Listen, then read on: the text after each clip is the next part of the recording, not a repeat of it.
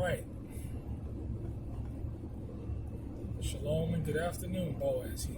Well, out and about, going to do a project that I really don't want to do. But the elderly lady called me up and, she really pressed me about it. And all I got to do is just replace the pipe. But, it just got me to thinking. Last week I was in another town, which is like a half hour away. And I showed the children of this lady how to replace the pipe because obviously they're living in a trailer park. It's pretty bad. So I was trying to help out any way that I could.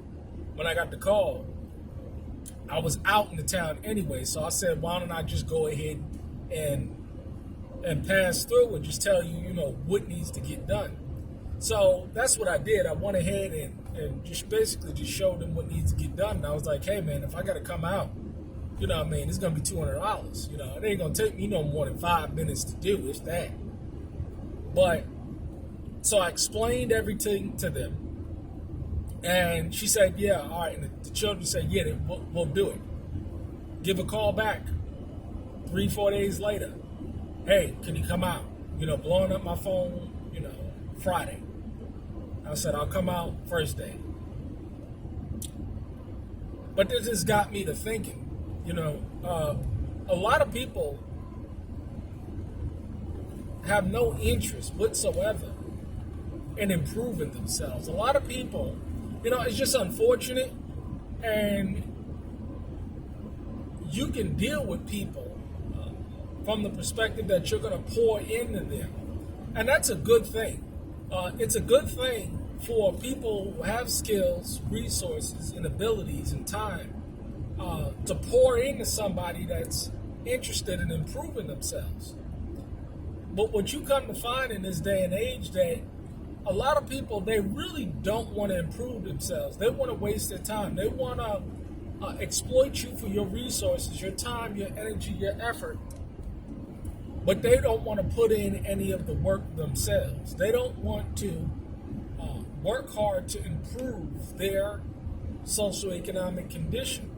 It's like what they want to do is they want to park on your resources and park on your abilities until they figure out who else they can use. And it is unfortunate. Me, myself, I had someone that was going to invest in me. And I really do thank the Father for it. It was what you would consider today a high-value man, married man. He was a commissioner for the Department of Youth Services. I knew him through the NAACP, but when he became commissioner under the Giuliani administration, man, I shot up right up to the top. That was just a beautiful type of scenario for me. I mean, I was the man, and it was like at 17, 16 years old. I was in line with the commish, and so nobody could touch me. But he taught me a lot about humility. He taught me a lot about how you present yourself. So I remember I was wearing some dreads, the twists and the hair. I was doing that. And he says, listen, you're going to have to cut your hair. And I said, really? He says, if you want to, roll and do these gala events and go to these ceremonies and stuff and go to these events and all get paid for it, yeah, you're going to have to. And I thought about it for a second, went ahead and cut my hair. Got me a nice little crew cut, you know what I'm saying? And he was like, he was very proud of me because he could see that I could move on a word. And so as he said, stop wearing suits and ties or whatever, and do this, that, and third. You're working in your commissioner's office now. Step up your game. So those are things that I did when he saw in me that I wasn't going to be a waste of time, energy, resources. He saw in me that there was something greater in me that he wanted to invest in. However, there's a lot of people today, because of the dumbing down of society, that people are content with just being where they are. You tell somebody, I've experienced this, I've seen this, you mean to tell me that Amazon package handler is better, or a Walmart job is better than an opportunity to develop yourself and learn real skills and apply yourself? I guess apparently so.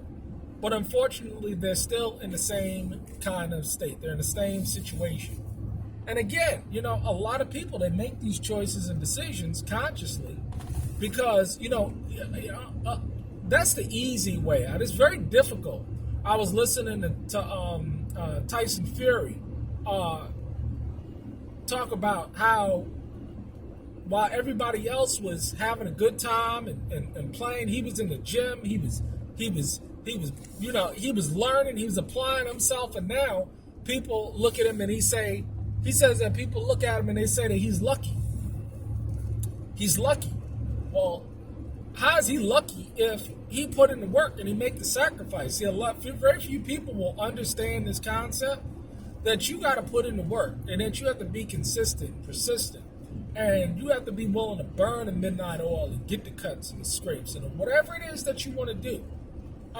You have to apply yourselves, and people, they're jealous and envious of the people that can do that because they're not willing to do it themselves. Everybody's looking for a handout. Everybody's looking for a free ride.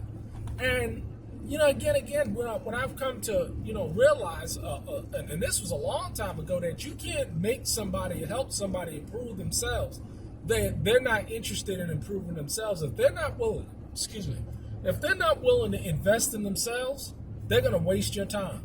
You can always tell what people are doing.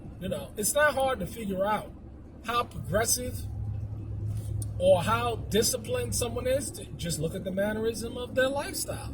Just look at how they live. Just look at how they move. Look at what they do. Look at how they invest their time. And it'll tell you exactly if this is a person that is just living the days, it's just living by to get by, and they're okay. Because a lot of people, it's unfortunate, but it's true. And you got to meet people where they are. Some people are very much content in the desolate, decrepit, impoverished state that they're in. They don't want it because they know that it's going to take a lot of effort and it's just not in them. It's sad, but it is true. It is just the truth of the matter that everybody just does not want to improve themselves. You want to cultivate humanity, invest in people, but you got to make sure that those people that you're investing your time, energy, effort, resources in, that they'll be willing, they're interested in making the improvement themselves. Because if you don't have buy-in from the person that you're attempting to help, you're totally wasting your time. And what that's going to do also is open you up to heartbreak. This is why you just got to accept people for who they are. If a person is a winner, they're a winner. If a person is a loser, they're a loser. If a person is confused, they're confused. If a person is double-minded, they're double-minded. It is what it is. But, for the very few people out there that have the time, energy, effort, resources to invest in someone to help them improve themselves, be wary. Be very careful, especially in the hour that we're living in, how you invest your time, your energy, your resources, because people definitely will waste your time, whether it's due to poor living conditions, poor conditions in which they were raised, trauma, abuse, neglect, poverty, whatever it may be, whatever poison that done sunk in and that is diminished them spiritually and diminished their ability to do that. You didn't cause that pain, you didn't cause that trauma, you didn't do it. But these situations will cause you pain and trauma. So be mindful of these things and stay blessed and keep your peace, because Satan is always looking to steal it. But you got to remember to give honor and praise to the one who gave it to you, the Prince of Peace.